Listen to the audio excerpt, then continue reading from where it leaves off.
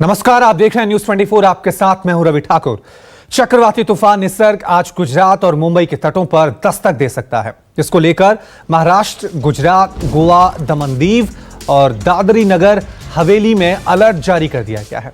इससे होने वाली तबाही की आशंका को देखते हुए राज्य सरकारों ने निचले स्थानों पर रहने वाले लोगों को निकालने का आदेश दे दिया है। पीएम मोदी ने भी गुजरात और महाराष्ट्र के सीएम के साथ इस मुद्दे पर बातचीत की है। साथ ही आधा दर्जन से अधिक जिलों में एनडीआरएफ की 10 टीमें तैनात कर दी गई हैं। खतरे से निपटने के लिए एनडीआरएफ की 23 टीमों को संभावित इलाकों में तैनात कर दिया गया है। बताया जा रहा है कि तूफान मुंबई और पालघर के नजदीक पहुंच गया है। इसकी गति अभी 11 किलोमीटर प्रति घंटे की है, लेकिन इसके तूफान में बदलते ही हवा की गति 100 से 120 किलोमीटर प्रति घंटा हो सकती है। तो निसर्ग तूफान थोड़ी देर में मुंबई में इसकी दस्तक सुनाई देगी। कहा जा रहा है कि अभी जब ये तूफान में तब्दील होगा तो इसकी जो रफ्तार है वो 100 से 120 किलोमीटर प्रति घंटा हो जाएगी। अम्फान के बाद अब ये कह सकते हैं कि निसर्ग की दहशत हिंदुस्तान के तटवर्ती इलाकों में दिखाई दे रही है। ये वो इलाके हैं जो तस्वीरें हम आपको दिखा रहे हैं। मुंबई में नवसारी, गुजरात, पालघर, दहनू, ये तमाम वो इलाके हैं जहां पर इस तूफान के पहुंचने की आशंका व्यक्त की जा रही है। हालांकि अभी रफ्तार धीमी है, लेकिन दोपहर तक निसर्ग तूफान इन तटों पर टकरा सकता है। हालांकि प्रशासन की तरफ से तैयारियां पूरी कर ली गई हैं। तमाम लोगों को वहां से सुरक्षित स्थानों पर पहुंचा दिया गया है। सबसे ज्यादा असर इस तूफान का महाराष्ट्र और गुजरात के तटवर्ती इलाकों में देखने को मिलेगा। तीन तरफ से समुद्र से घिरी मुंबई में तूफान की आहट दिखाई देने लगी है और देर रात से ही यहां पर तेज हवाओं के साथ बारिश हो रही है। और यही हाल महाराष्ट्र के 7-8 जिलों का है, क्योंकि इस तूफान का असर महाराष्ट्र के 8 जिलों में पड़ने वाला है। ये तूफान महाराष्ट्र के रायगढ़ जिले के अलीबाग में टकराने वाला है और इसके बाद इसका असर इन जिलों में दिखेगा। इसको देखते हुए पूरी तरह से तैयारी की गई है। प्रशासन अलर्ट पर है। एनडीआरएफ की 20 टीमें लगाई गई हैं, जिसमें से 8 टीमें सिर्फ मुंबई में लगाई गई हैं। इसके अलावा 5 टीमें रायगढ़ में लगाई गई हैं। इतना ही नहीं, 10,000 पुलिस के जवान मुंबई में समुद्री किनारों पर तैनात हैं। लोगों से अपील की गई है कि इस दौरान वो घरों से बाहर न निकलें। कई निचले इलाकों से लोगों को घरों से बाहर निकालकर स्कूलों में शिफ्ट किया गया है, पंचायत भवनों में शिफ्ट किया गया है। खास तौर पर उन लोगों को शिफ्ट किया गया है जो कच्चे मकानों में रह रहे हैं। प्रशासन का कहना है कि इस दौरान वो घरों से बाहर बिल्कुल न निकलें और अपना मोबाइल चार्ज रखें। हो सकता है कि तूफान के कारण लाइट जा सकती है। कैमरा राजेंद्र के साथ इंद्रजीत सिंह, न्यूज 24 मुंबई। चलिए, इस खबर पे और ज्यादा अपडेट के लिए सीधा रुख करते हैं हमारे संवाददाता इंद्रजीत का। इंद्रजीत, अभी क्या अपडेट मिल पा रही है इस तूफान को लेकर? कितने किलोमीटर दूर है मुंबई से अभी निसर्ग तूफान?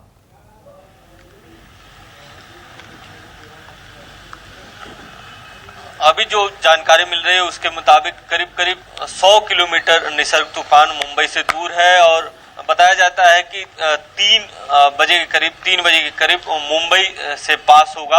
3-3:30 बजे के करीब मुंबई से पास होगा, लेकिन इसको लेकर रेड अलर्ट जारी है और लोगों को घरों से बाहर नहीं निकलने की अपील की गई है। इसके अलावा अगर तैयारियों की बात करें तो यहाँ पर कोस्ट गार्ड, नेवी, इसके अलावा एनडीआरएफ की टीम, मुंबई पुलिस के जवान सब मौजूद हैं। सीसीटीवी से मॉनिटरिंग की जा रही है। लोगों से अपील की गई है कि अपने घरों से बाहर न जाएं, समुद्र तट पर बिल्कुल न जाएं। करीब करीब 10,000 पुलिस के लोगों को समुद्र तट पर तैनात किया गया है। इसके अलावा करीब करीब 5 जिलों से 65,000 लोगों को इस समय शिफ्ट किया जा चुका है। तो प्रशासन ने अपनी तरफ से पूरी तैयारी की है अपनी तरफ से कि किसी प्रकार की कोई जनहानि न हो। लोगों से अपील की गई है कि जो बारिश के समय में अगर तेज हवाओं के साथ बारिश होती है तो पेड़ के नीचे न रुकें, पेड़ के नीचे अपनी कार या गाड़ियां पार्क न करें। इसके अलावा जो कमजोर मकान है उसमें न रहें, कच्चे मकानों से लोगों को निकाला गया है। इसके अलावा जो पतरे से मकान बने होते हैं या जो कमजोर मकान होते हैं, समुद्री किनारे हैं, वहां से उनको निकाला गया है। अगर इस समय के हालात की बात करें तो मुंबई और उसके आसपास तेज हवाओं के साथ बारिश चल रही है। हाँ, ये जरूर है कि कुछ इलाकों में ये बारिश धीमी चल रही है, कुछ इलाकों में तेज चल रही है, लेकिन समुद्री इलाकों में, समुद्र तट के इलाकों में ये हवाएं काफी तेज चल रही हैं और समुद्र में लहरें ऊंची ऊंची उठ रही हैं। और इंद्रजीत, जब अम्फान तूफान पश्चिम बंगाल में आया था, उड़ीसा में आया था, तब भी ये कहा जा रहा था प्रशासन की तरफ से कि हमारी तैयारियां पूरी हैं, और जो अनुमान लगाए थे उससे ज्यादा नुकसान उन इलाकों में हुआ था। मुंबई देश की आर्थिक राजधानी भी इसको कहा जाता है। तो यहां पर, क्योंकि आप खुद मुंबई में अभी मौजूद हैं, एक तरफ कोरोना की मार वहां पर पड़ी है, कोरोना के सबसे ज्यादा मामले जो है वो मुंबई में देखने को मिल रहे हैं, दूसरी तरफ अब तूफान यहां पे टकराने वाला है। तो जो तैयारियां हैं वो अभी आपको किस तरह से नजर आ रही हैं? क्योंकि कहा यह जा रहा था कि शायद इसकी रफ्तार धीमी हो सकती है, लेकिन अब जब यह कहा जा रहा है कि ये तूफान का रूप लेगा तो 100 से 120 किलोमीटर इसकी रफ्तार होगी।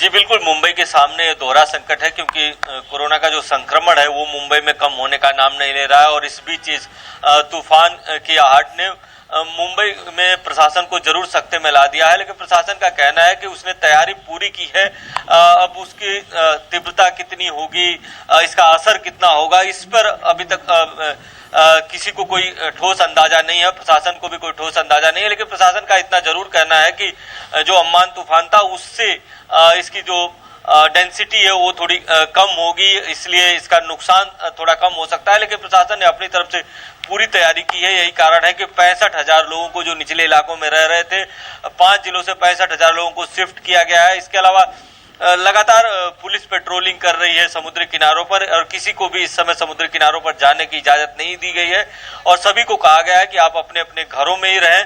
खास तौर पर प्रशासन की चिंता इस बात को लेकर है कि समुद्री किनारों में पर कई सारी झुग्गी झोपड़ियां हैं, और झुग्गी झोपड़ियों में आपको पता है कि तालपत्रे लगे होते हैं, हाँ। टीन शेड लगे होते हैं, तो वो अगर तेज हवाओं के साथ बारिश होती है तो कभी कभी ऐसे ये उड़ जाते हैं। अगर मुंबई के पेड़ों की बात करें तो उनकी जड़ें काफी मजबूत नहीं होती, क्योंकि शहर है, शहर में पेड़ों के जड़ काफी मजबूत नहीं होते। तो ऐसे में अगर पेड़ गिरते हैं तो उससे नुकसान हो सकता है, बिजली के खंभे गिर सकते हैं, तो बिजली जो पावर सप्लाई है वो बाधित हो सकती है, उससे दिक्कतें हो सकती है। इसको लेकर प्रशासन अलर्ट पे है, लेकिन अभी तक कितना नुकसान जी साफ तौर से लग रहा है कि मुंबई को और ज्यादा अलर्ट रहने की जरूरत है। आप हमारे साथ बने रहें। एक और बड़ी खबर मुंबई से आ रही है निसर्ग तूफान को लेकर। मुंबई से ये बड़ी खबर है कि मुंबई एयरपोर्ट से आज 19 फ्लाइट की मूवमेंट होगी, जिसमें से 11 फ्लाइट उड़ान भरेंगी, जबकि 8 फ्लाइट का अराइवल होगा। तो निसर्ग तूफान का असर अब हवाई यातायात पर भी देखने को मिल रहा है। मुंबई एयरपोर्ट से अब सिर्फ 19 फ्लाइट की ही मूवमेंट वहां पर होंगी। 11 फ्लाइट एयरपोर्ट से उड़ान भरेंगी, जबकि 8 फ्लाइट का अराइवल होगा। तो लगातार निसर्ग तूफान के खतरे पर महाराष्ट्र में अलर्ट जारी कर दिया गया। 5 जिले के 65,000 लोगों को महाराष्ट्र में सुरक्षित स्थानों पर पहुंचाया गया है। तो तूफान के खतरे को लेकर पूरे प्रदेश में अलर्ट कर दिया गया है। तस्वीरें हम आपको दिखा भी रहे हैं कि किस तरह से आप देख सकते हैं तटवर्ती इलाकों में एनडीआरएफ की टीमें तैनात कर दी गई हैं। हालात का जायजा लिया जा रहा है कि जब ये तूफान टकराएगा तो किस तरह की परिस्थितियां वहां पर बन सकती हैं, क्योंकि कुछ दिन पहले ही अम्फान तूफान पश्चिम बंगाल, असम, उड़ीसा में टकराया था, तो भारी नुकसान वहां पर देखने को मिला था, जानमाल का नुकसान हुआ था। हालांकि मुंबई में अम्फान तूफान के बराबर क्या नुकसान होगा ये देखने वाली बात होगी। इंद्रजीत हमारे साथ बने हुए हैं। इंद्रजीत, एक तो अब हवाई यातायात पर इसका असर पड़ा है साफ तौर से, 19 ही फ्लाइट का मूवमेंट होगा वहां पर।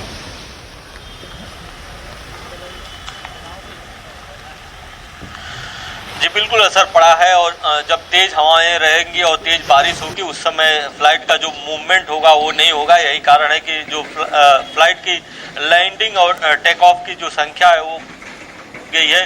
केवल 5 एयरलाइंस की फ्लाइट आज उड़ान भर पाएगी और लैंड कर पाएगी मुंबई एयरपोर्ट पर।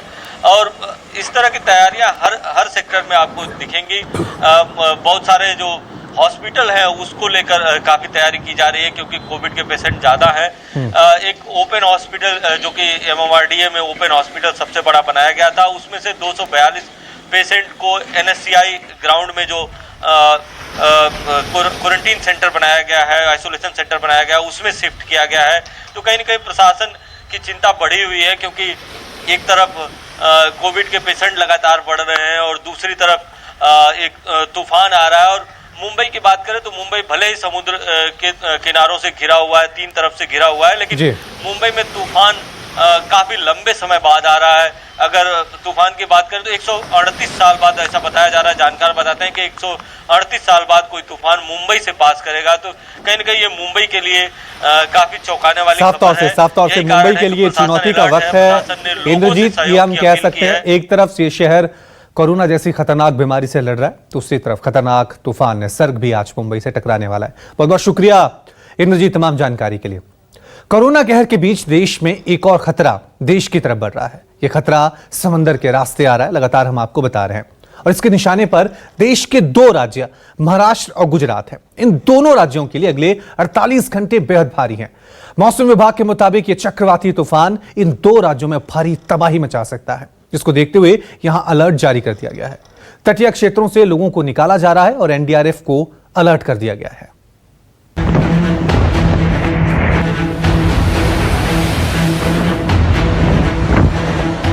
अम्फान की तबाही की इन तस्वीरों को देखे हुए अभी 15 दिन भी नहीं गुजरा है कि ऐसी तस्वीरें फिर देश के 2 राज्यों में देखने को मिल सकती है। बस फर्क इतना है कि ये तस्वीरें बंगाल और उड़ीसा में देखने को मिली थी, लेकिन अब तबाही की ये तस्वीरें महाराष्ट्र और गुजरात में देखने को मिल सकती है। यानी अगले 48 घंटे इन दोनों राज्यों पर भारी है। निसर्ग तूफान की शक्ल में यह खतरा तेजी से महाराष्ट्र और गुजरात की तरफ बढ़ रहा है। निसर्ग कितना खतरनाक है इसका अंदाजा इसी बात से लगाया जा सकता है कि मौसम विभाग ने महाराष्ट्र और गुजरात के तटीय इलाकों में हाई अलर्ट जारी कर दिया है। निसर्ग चक्रवात की आहट से मुंबई और आसपास के इलाकों में काले बादल छाए हुए हैं, तो कहीं कहीं तेज बारिश भी हो रही है। निसर्ग चक्रवात को लेकर राज्य भर में तैयारियां तो कर ली गई हैं, लेकिन ये कहना मुश्किल है कि चक्रवात कितना नुकसान पहुंचाएगा। फिलहाल की मैं बात करूं तो दोपहर का वक्त है, लेकिन यहाँ पर बादल छाए हुए हैं। अमूमन इस समय पर चिलचिलाती धूप होती है, लेकिन आज सुबह से ही धूप छांव का माहौल बना हुआ है। भरूच, वलसाड़, नवसारी, सूरत और ऐसे तमाम इलाके हैं जो तटवर्ती, वहाँ पर सुबह से ही बारिश शुरू हो गई है। जो दक्षिण गुजरात है, उसके अलावा सौराष्ट्र जो है, वहाँ के भी कुछ इलाके निसर्ग चक्रवात की वजह से बारिश हो रही है, वहाँ पर भी असर देखने को मिल रहा है। हाई अलर्ट के बाद रातों रात महाराष्ट्र के समंदर किनारे के इलाके खाली करा दिए गए। मछुआरों को समंदर किनारे नहीं जाने की सलाह दी गई है। NDRF की टीमों ने समंदर किनारे मोर्चा संभाल लिया है ताकि हर स्थिति से निपटा जा सके। महाराष्ट्र और गुजरात में चक्रवाती तूफान निसर्ग का खतरा बना हुआ है। इसको देखते हुए महाराष्ट्र के कई जिलों में रेड अलर्ट जारी किया गया है।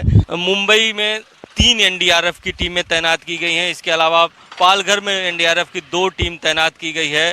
NDRF की टीम लगातार सर्वे कर रही है और लोगों को ये समझा रही है कि जो लो लाइन इलाका है वहाँ पर आप न रहें। इसके अलावा BMC ने भी मछुआरों के लिए अलर्ट जारी किया है। मछुआरों को ये कहा गया है कि आप अगर समुद्र में हैं तो तुरंत वापस आ जाएं। ज़्यादातर मछुआरे समुद्र से वापस आ चुके हैं। इसके अलावा 5 तारीख तक समुद्र में नहीं जाने की हिदायत दी गई है। जिला प्रशासन की तरफ से कच्चे मकानों में बने स्कूल और घरों को खाली कराकर सुरक्षित जगहों पर पहुंचा दिया गया है। NDRF की टीमें जगह जगह जाकर जायजा ले रही हैं। मौसम विभाग ने भविष्यवाणी की है कि चक्रवाती तूफान 3 जून की शाम या रात में उत्तरी महाराष्ट्र और दक्षिण गुजरात तट से टकरा सकता है। इसके टकराने के साथ ही उत्तर महाराष्ट्र और गुजरात के तटीय इलाकों में भारी बारिश की आशंका है। समुद्र में 4 जून तक स्थिति बेहद खराब हो सकती है, क्योंकि 90 से 100 किलोमीटर प्रति घंटे की रफ्तार से हवा की रफ्तार और ज्यादा हो सकती है। इसके मद्देनजर मुंबई महानगर पालिका ने मुंबई के नागरिकों को सावधानी बरतने की हिदायत जारी की है। जिन जगहों पर भारी बारिश की चेतावनी है उसमें सिंधुदुर्ग, रत्नागिरी, पालघर, ठाणे, मुंबई और नासिक शामिल है। जो लोग लो लाइन एरिया में कच्चे घरों में रहते हैं या छोटे घरों में रहते हैं, उनको ये कहा गया है कि वो सुरक्षित स्थानों पर पहुंच जाएं। जो सुरक्षित स्थानों पर स्कूल हैं वहां पे शरण लें। इसके अलावा एनडीआरएफ की टीम लगातार समुद्री इलाकों में सर्वे कर रही है। ये तूफान 3 तारीख को समुद्र तट से टकराने वाला है, लेकिन इस बीच मुंबई, थाने, पालघर में रेड अलर्ट जारी है। लोगों को समंदर किनारे न जाने के आदेश दिए गए हैं। पेड़ और खंबे के नीचे न खड़े होने की अपील की गई है। तेजी से निचले इलाके खाली कराए जा रहे हैं। मछुआरों को समंदर में न जाने की सलाह दी जा रही है। अलर्ट पर बड़े उद्योग और पेट्रोकेमिकल संस्थान हैं। वहीं गुजरात की बात करें तो गुजरात के नवसारी में चक्रवात के चलते मौसम बदल गया है।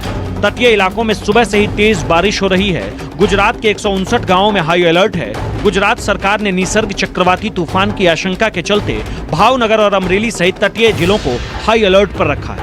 एनडीआरएफ और एसडीआरएफ की टीमों को तैनात किया गया है। निसर्ग के अलर्ट के बाद गुजरात के सीएम विजय रूपाणी लॉकडाउन के बीच पहली बार अपने बंगले से बाहर निकले और चक्रवात की स्थिति को लेकर अधिकारियों के साथ बैठक की। सूरत, नवसारी, वलसाड, भरूच, भावनगर और अमरेली में 100 किलोमीटर प्रति घंटे की रफ्तार से ज्यादा हवा चलने और बारिश होने की संभावना है। हम एक्सपेक्ट कर रहे हैं between Harihareshwar in Raigarh district of Maharashtra and दमन। अच्छा, तो सौराष्ट्र कोस्टल को नहीं टच होगा? सौराष्ट्र को कुछ नहीं है, बट फिर भी because it's likely to be cyclonic storm, तो सौराष्ट्र का जो साउथ ईस्ट सौराष्ट्र है, खास करके जो भावनगर है, भावनगर, अमरेली, वहाँ थोड़ा बारिश का संभावना है एंड थोड़ा इम्पैक्ट उधर हो सकता है। बट मेन जो है 3 तारीख को या 4 तारीख को। जिन इलाकों में निसर्ग का खतरा है वहां से बीमार, बुजुर्गों और बच्चों को सुरक्षित स्थानों पर शिफ्ट करने का आदेश दिया गया है। सूरत जिले के 32 गांवों में अलर्ट जारी किया गया है। सूरत के समंदर तटीय 32 गांवों को अलर्ट है। वहीं मछुआरों को 4 जून तक समंदर की ओर न जाने का आदेश दिया गया है। सूरत के डुम्मस, डभारी और सुवाली के बीच को भी बंद कर दिया गया है। गुजरात, महाराष्ट्र के अलावा केरल के तटीय इलाकों में प्रशासन अलर्ट है। सख्त चेतावनी जारी की गई है। महाराष्ट्र और गुजरात के लोग इस तूफान का शांति से निकल जाने की दुआ कर रहे हैं, क्योंकि कुछ दिनों पहले बंगाल और ओडिशा से आई भयानक तबाही की तस्वीरें सबके जहन में हैं कि किस तरफ अम्फान ने दोनों राज्यों में कहर बरपाया था। अहमदाबाद से भूपेंद्र सिंह के साथ इंद्रजीत सिंह और विनोद जगदाले, मुंबई, न्यूज़ 24।